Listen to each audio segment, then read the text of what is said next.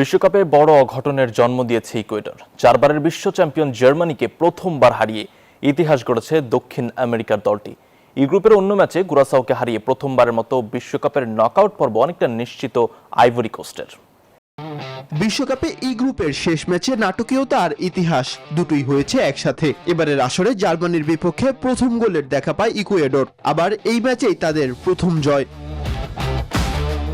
New জার্সিতে কিছু বুঝে ওঠার আগেই ইকুয়েডরের সাথে ম্যাচের 2 মিনিটে এগিয়ে যায় জার্মানি। লিরয় সানের গোলে লিড নেয় তারা, তবে হতাশ না হয়ে দারুণভাবে ঘুরে দাঁড়ায় ইকুয়েডর। 9 মিনিটে নিলসন আনহুলোর গোলে 1-1 সমতায় ফিরে বিরতিতে যায় দক্ষিণ আমেরিকার দেশটি।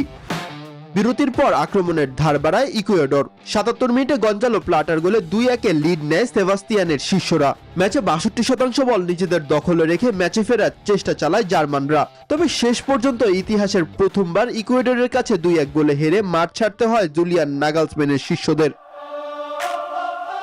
বিশ্বকাপে জার্মানির সাথে এটি তাদের প্রথম জয়। এর আগে 2 দেখাই হেরেছিল ইকুয়েডর। এদিকে ফিলাডেলফিয়ায় ম্যাচ জিতে নকআউট পর্বের আশা বাঁচিয়ে রেখেছে আইভরি কোস্ট। 7 মিনিটেই নিকোলাস পেপের গোলে 1-0 ব্যবধানে এগিয়ে যায় আইভরিয়ানরা।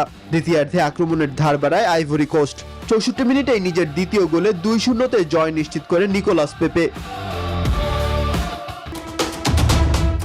নকআউটের সমীকরণ মেলানো শুরু। বিশ্বকাপ এখন জমাট বাঁধা ক্ষীর। সেরা 32-এ ব্রাজিলকে পেরোতে হবে এশিয়ান জায়ান্ট জাপানের চ্যালেঞ্জ। ওদিকে এফ গ্রুপের চ্যাম্পিয়ন নেদারল্যান্ডসের সামনে আফ্রিকান লায়ন্স মরক্কো। স্বাগতিক যুক্তরাষ্ট্রের প্রতিপক্ষ বসনিয়া ও হার্জেগোভিনা।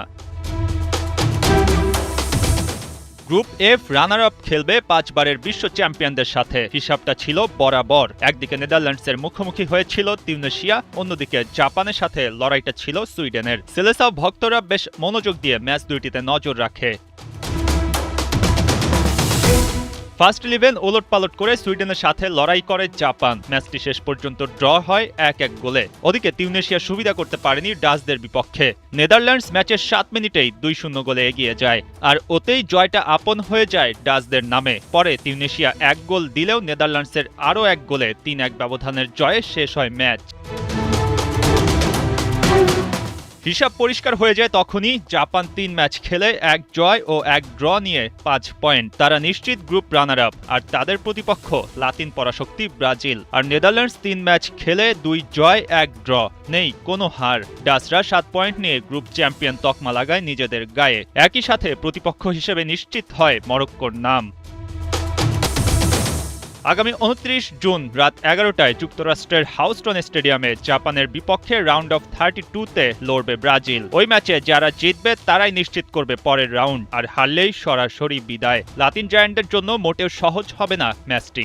জাপানের হার না মানা মানসিকতা থাকায় এই লড়াই নিয়ে খুব পরিষ্কার প্রেডিকশন করা খুব টাফ। আগামী 30 জুন মরক্কোর বিপক্ষে মেক্সিকোর মন্টেরে স্টেডিয়ামে সকাল 7টায় মাঠে নামবে নেদারল্যান্ডস। ডাচদের জন্য এই ম্যাচ সহজ হবে ভাবার সুযোগ নেই। মরক্কোর কপালে এখনও পড়েনি পরাজয়ের ছাপ। তাদের ঝুলিতে 3 ম্যাচ, 2 জয় আর 1 ড্র। ওদিকে গ্রুপ ডি চ্যাম্পিয়ন স্বাগতিক যুক্তরাষ্ট্র। তুরস্কের বিপক্ষে একেবারে শেষ মুহূর্তের গোলে হারের তেতো স্বাদ মেনে নিতে হয়েছে। যদিও তুরস্ক বিদায় নিয়েছে আগের 2 ম্যাচ হেরে। রাউন্ড অফ 32-তে যুক্তরাষ্ট্রের প্রতিপক্ষ বসনিয়া। গ্রুপ ডি থেকে অস্ট্রেলিয়াও নিশ্চিত করেছে পরের রাউন্ড, কিন্তু লাতিনের আরেক দেশ প্যারাগুয়ে পড়ে আছে 3rd প্লেসে। নকআউট স্টেজের বাকি দলগুলো নিশ্চিত হতে আর বেশি সময় হাতে নেই। 48 দল থেকে এবারের বিশ্বকাপ হয়ে উঠছে 32 দলের টুর্নামেন্ট। হবে আরও হাড্ডাহাড্ডি লড়াই, আরও বেশি প্রতিযোগিতা, আরও এগিয়ে যাওয়ার চেষ্টা। সেই লড়াইয়ে জিতবে কারা তা জানার জন্য চোখ রাখতে হবে নর্থ আমেরিকায়। মঈন হাসান, 71। পায়ে পেশির ইনজুরির কারণে অস্ট্রেলিয়ার বিপক্ষে টি-20 সিরিজ মিস করেছেন লিটন দাস। নেই জিম্বাবুয়ের বিপক্ষে একমাত্র টেস্টেও, তবে ওয়ানডে সিরিজে ঠিকই ফিরেছেন এই উইকেটরক্ষক ব্যাটার। শেষ ওয়ানডে সিরিজের স্কোয়াড জিম্বাবুয়ের সাথেও অপরিবর্তিত রেখেছে ক্রিকেট বোর্ড। যথারীতি অধিনায়কত্বে মেহেদী মিরাজ, তাসকিন, মোস্তাফিজ, শরীফুল, নাহিদদের নিয়ে সাজানো শক্তিশালী পেস বোলিং ইউনিটকেও ফিট পাচ্ছে টিম ম্যানেজমেন্ট। জুন একমাত্র টেস্টের পর 6 জুলাই থেকে শুরু 3 ম্যাচের ওয়ানডে সিরিজ। 9 আর 11 জুলাই বাকি 2 ওডিআই। সবগুলোর ভেন্যু হারারে স্পোর্টস ক্লাব মাঠ। তবে টি-20 হবে কুইন্স স্পোর্টস ক্লাবে। এদিকে লাল বলের লড়াইকে সামনে রেখে হারারে স্পোর্টস ক্লাব মাঠে প্রথম অনুশীলন করেছে বাংলাদেশ দলের একাংশ, যেখানে ট্রেনার ইফতেখারুল ইসলাম আর ব্যাটিং কোচ আশরাফুল প্রথম দিনের দায়িত্বে ছিলেন। মূল ভেন্যুতে ক্যাচিং প্র্যাকটিসের পর নেটে অনুশীলন করেছেন ক্রিকেটাররা। আবহাওয়ার সাথে মানিয়ে নিতে রিকভারি সেশন ছাড়াও কন্ডিশনিং ক্যাম্প করেছে টাইগাররা। 1500 অ্যালটিটিউডে যখন আপনি কোথাও ট্রেনিং করবেন, তখন অক্সিজেনের যেহেতু সমস্যা হতে পারে, সেহেতু এসেই আমরা একটা কন্ডিশনিং সেশন রিকভারির পরে একটা কন্ডিশনিং সেশন রাখার চেষ্টা করেছি, যাতে 1500 মিটার যদি আমরা এটা কন্ডিশনিং ট্রেনিংয়ের মধ্যে ফেলে দিতে পারি, তাহলে যেটা হবে যে ওরা এই ওয়েদারের মধ্যে, এই কন্ডিশনের মধ্যে খুব তাড়াতাড়ি অ্যাডজাস্ট করে ফেলবে।